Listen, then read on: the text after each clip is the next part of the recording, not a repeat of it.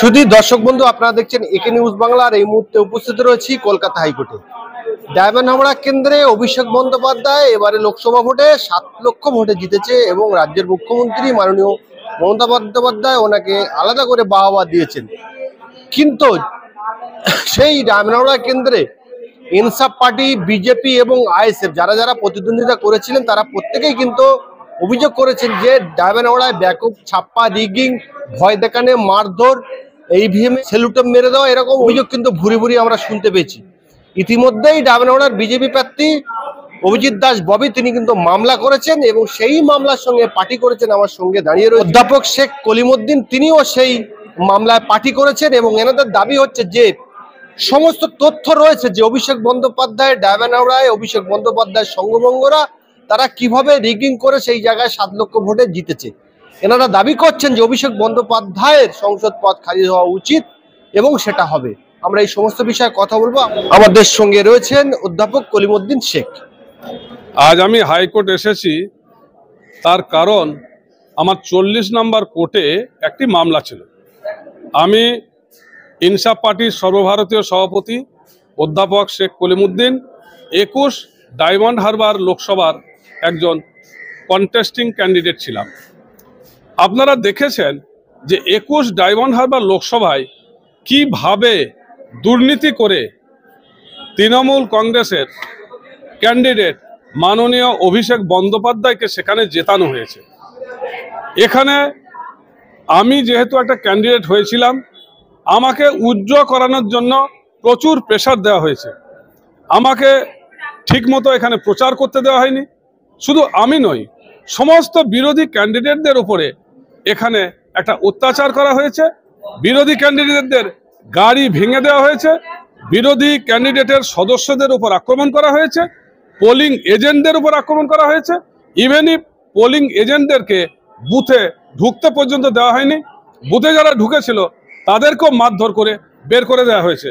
শুধু কি তাই, এই অভিযোগগুলো আমি তৃণমূল কংগ্রেসের ক্যান্ডিডেট মাননীয় অভিষেক বন্দ্যোপাধ্যায়ের বিরুদ্ধে আমি করছি। এবং শুধু তাই নয়, ইভিএম যে ভোটিং মেশিন সেখানে স্যালুটেপ মেরে দেওয়া হয়েছে এবং সেখানে যাতে করে ভোটটা তৃণমূল কংগ্রেসকে পড়ে যায় সেই ব্যবস্থা করা হয়েছে। এবং এই ঘটনার সঙ্গে পুলিশ প্রশাসন থেকে শুরু করে, বিডিও আধিকারিক থেকে শুরু করে, এসডিও আধিকারিক থেকে শুরু করে, ডিস্ট্রিক্ট ইলেকশন অফিসার থেকে শুরু করে সকলেই ঘৃণ্যভাবে একটা চক্রান্তে জড়িত।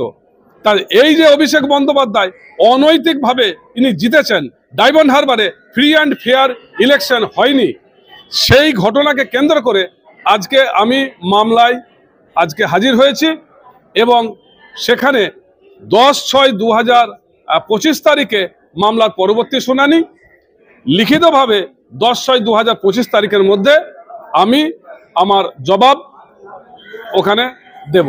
আপনি যে অভিযোগগুলো করছেন তার কতটা প্রমাণ আপনি? এই অভিযোগগুলোর 100% প্রমাণ আছে, যেটা পরবর্তীকালে বিচারিত হবে। এবং এই অভিযোগগুলোর মেরিট দেখে মাননীয় বিচারপতি ডিস্ট্রিক্ট ইলেকশন অফিসারকে এবং নির্বাচন কমিশনকে অলরেডি নির্দেশ দিয়েছেন সমস্ত সিসিটিভির ফুটেজ, সমস্ত ভোটিং মেশিন এবং ব্যালট মেশিন থেকে শুরু করে যাবতীয় ইলেকশন ডকুমেন্ট টোটালি প্রিজার্ভ করার জন্য এবং এগুলোর ফরেনসিক টেস্ট পর্যন্ত করা হবে। ফরেনসিক টেস্ট করলে এগুলো 100% প্রমাণ হবে এবং বিচার ব্যবস্থার প্রতি আমার পূর্ণাঙ্গ আস্থা আছে। এই অনৈতিকভাবে অভিষেক বন্দ্যোপাধ্যায় যিনি জিতেছেন, অবশ্যই তার সাংসদ পদ বাতিলের নির্দেশ দেবে মহামান্য কলকাতা হাইকোর্ট এবং সেখানে যাতে সুষ্ঠু এবং ফেয়ার ফ্রি ইলেকশন হয় তার জন্য নতুন করে রি-ইলেকশন সেখানে হবে, রিপোল সেখানে হবে, এটা আমরা আশা করছি। এই যে অভিষেক বন্দ্যোপাধ্যায় 7 লক্ষ ভোটে জিতেছে, রাজ্যের মুখ্যমন্ত্রী ওনার পিসি মাননীয় মমতা বন্দ্যোপাধ্যায় ওনাকে আলাদাভাবে সাধুবাদ দিয়েছে। তা আপনারা বলছেন যে 7 লক্ষ ভোটে উনি জেতেনি, রিগিং করে জিতেছে। 7 লক্ষ ভোটে জেতা তো দূরের কথা, এবারে তো মাননীয় অভিষেক বন্দ্যোপাধ্যায় হারার কথা। 9টা থেকে 10টার মধ্যে বেশিরভাগ বুথে ভোট হয়ে গেছে, ফলতাতে ভোট হয়ে গেছে 9টা থেকে 10টার মধ্যে। সাধারণ ভোটারদের সঙ্গে আমরা কথা বলেছি, তাদেরকে বলেছে তোমাদের ভোট হয়ে গেছে, তোমরা বাড়ি চলে যাও।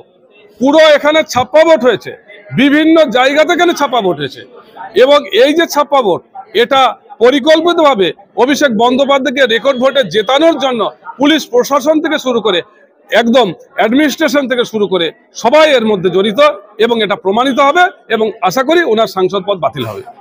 ভোট হয়ে গেছে প্রায় 9 করে, 1 বছরের মধ্যে হতে যায়নি। হ্যাঁ, তো এখন সবে মামলা শুনানি হচ্ছে, এই মামলার রায় বেরোতে বেরোতে 5 বছরের মেয়াদ শেষ হয়ে যাবে। দেখুন, রায় বেরোতে বেরোতে 5 বছর মেয়াদ শেষ হলো কি না হলো সেটা বড় কথা নয়। প্রতিবাদ তো আমরা করছি, প্রতিবাদ তো আমাদেরকে করতে হবে, এবং এই প্রতিবাদের মাধ্যমে আমরা এটাও বলতে চাই যে শুধুমাত্র এই ঘটনা ডায়মন্ড হারবারেই ঘটেনি, সমগ্র পশ্চিমবঙ্গেই কিন্তু এই ধরনের রিগিং এবং এই ধরনের ঘটনা ঘটেছে। প্রতিবাদ যদি আমরা না করি তাহলে ভবিষ্যতে ফ্রি অ্যান্ড ফেয়ার ইলেকশনের কোনো সম্ভাবনা এখানে থাকবে না।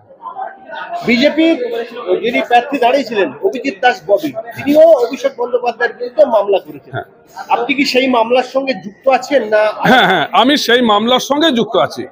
বিজেপির ক্যান্ডিডেট ববি, তার উপর তো অকথ্য ভাষায় তারপর অকথ্য আক্রমণ করা হয়েছে, নির্যাতন করা হয়েছে, এবং শুধু ববির উপরে নির্যাতন নয়, সমস্ত বিরোধী প্রার্থীর উপরেই নির্যাতন করা হয়েছে। মঞ্জু লস্করের গাড়ি ভেঙে দেওয়া হয়েছে। মঞ্জু লস্করকে আইএসএফ এর ক্যান্ডিডেট ছিল, তাকে পুড়িয়ে মারার চেষ্টা করা হয়েছে। পুলিশ প্রশাসন সাহায্য করেনি, এবং আমরাও বিভিন্ন জায়গায় যখন মিটিং করতে গেছি সেখানে পুলিশ প্রশাসন দূর থেকে আমাদেরকে দেখে তৃণমূলের গুন্ডাদেরকে দেখে পালিয়ে গেছে। ভিএসটি টিমও সেখানে ঠিকমতো আসেনি।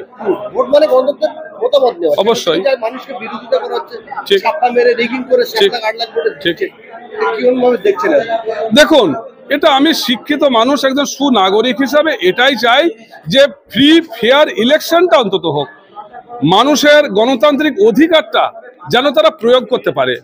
এবার একটা তৃণমূল কংগ্রেসের যিনি সেকেন্ড ইন কমান্ড, যিনি সর্বভারতীয় সাধারণ সম্পাদক, তার বুথে তিনি যদি এই ধরনের উদাহরণ খাড়া করেন এবং এইরকম ভাবে তাকে যদি ভোটে জিততে হয়, তাহলে এই তৃণমূল কংগ্রেসটা পশ্চিমবঙ্গে সম্পূর্ণ গণতন্ত্রের বিরোধী।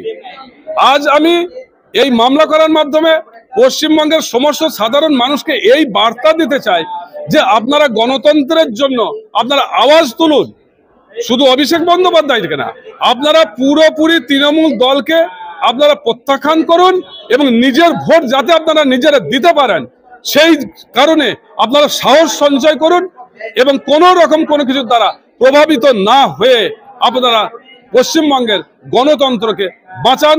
আজকে পশ্চিমবঙ্গের গণতন্ত্র অত্যন্ত বিপজ্জনক অবস্থায় রয়েছে, সাধারণ মানুষকে এগিয়ে আসতে হবে এই গণতন্ত্রকে বাঁচানোর জন্য। হ্যাঁ, নিশ্চয় সেই নজিরটা সৃষ্টি তো হবেই এখানে, কারণ এত প্রমাণ রয়েছে, এবং কোর্ট অলরেডি প্রাথমিক শুনানিতেই প্রাইমা ফেসি বুঝে গিয়েছে যে এখানে অভিষেক বন্দ্যোপাধ্যায় সম্পূর্ণ অনৈতিকভাবে জিতেছেন, এবং অলরেডি সমস্ত ডকুমেন্ট প্রিজার্ভেশন করার অর্ডার হয়ে গেছে, ফরেনসিকেও পাঠানো হচ্ছে। ফরেনসিক রিপোর্ট এবং অন্যান্য সমস্ত ডকুমেন্টগুলো যখন কোর্টের সামনে প্রোডাকশন করা হবে, তখন জলের মতো পরিষ্কার হয়ে যাবে যে এখানে ফ্রি ফেয়ার ইলেকশন হয়নি। আর ফ্রি ফেয়ার ইলেকশন যদি না হয়, সেখানে নতুন করে ভোটের বিজ্ঞপ্তি দিতে বলবেন, এবং সেক্ষেত্রে সংসদ পদ খারিজ করা ছাড়া আর হাইকোর্টের হাতে দ্বিতীয়ত কোনো অপশন নেই। এবং আমরাও সেই রিলিফটার জন্যই হাইকোর্টের দিকে আমরা তাকিয়ে আছি, এবং বিচার ব্যবস্থার প্রতি আমাদের সম্পূর্ণ আস্থা আছে।